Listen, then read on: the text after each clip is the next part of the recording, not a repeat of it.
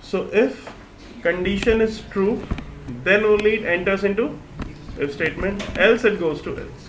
So this is known as if, else, which are your statements in Python.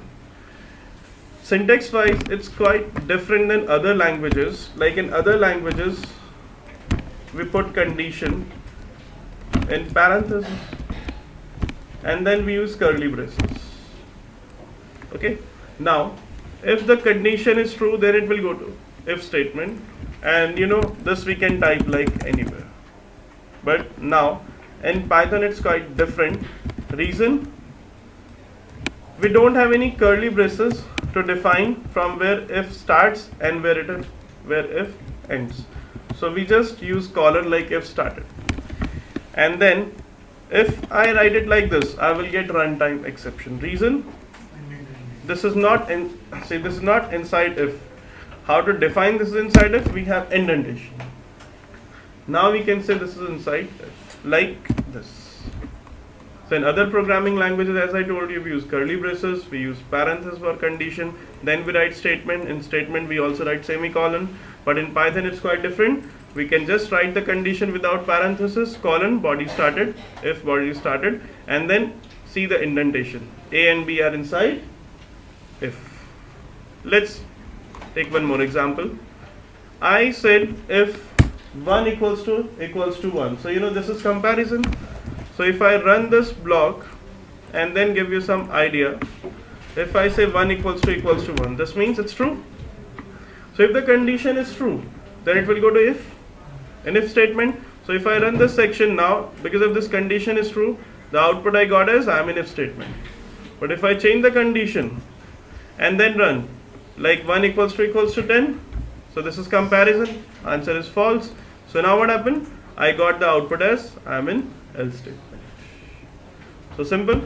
If condition is true, then it goes in if statement. Else, it goes in else part. So in else we didn't mention any condition. Reason, else is default. If condition is false, then it goes to else. Means if this is true, I want to do this. Else, I want to do this. Can we write multiple statements in if else? Yes. Can we nest these if else? Yes. That we are going to discuss now. Got it? So now I said print execution started. If 1, print this. If 1 equals to 2, then do this. Else, do this. So this is inside any if else? No. This is part of my this code section. So this will definitely come in the result. But then it will check if 1. Am I comparing something? No. But if I say 1, then means it is also true. Why? I will tell you now. If I say 1, that is also true. Or you can say on. Like I gave you those switches examples on the board. This is on. On means connected. Off means not connected. So this is on. Means connected, you can say. Then I will get this result. But this condition is inside if. See indentation. This if contains print as a statement. This if contains if as statement. And inside this print we have, inside this if we have this print statement. This is wrong and this is correct. Now you got it, na indentation. And then if this condition is false, then it will go to this else. Why? See the indentation. If else, this if else. So this else is part of this if. Let's see. In the output I am getting this line.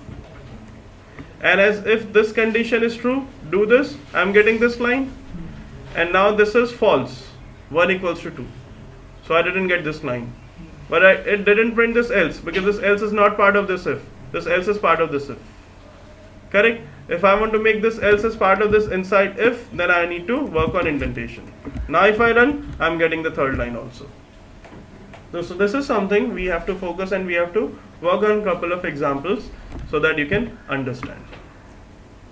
Now the next point is, so now we will have to focus on these concepts in much more details. As I just started, so I'm giving you this example. And before you continue with your own examples or run this code, I said 0. 0 means off. Non-zero means true. 0 means off. Let's see. If I say 0, what happened? This line I got in the output, and this if condition is false. I told you 0 means false, non-zero means true. So if this condition is false, this is discarded, and this if and else are connected. I told you means this else is part of this if. So I got this line also in output.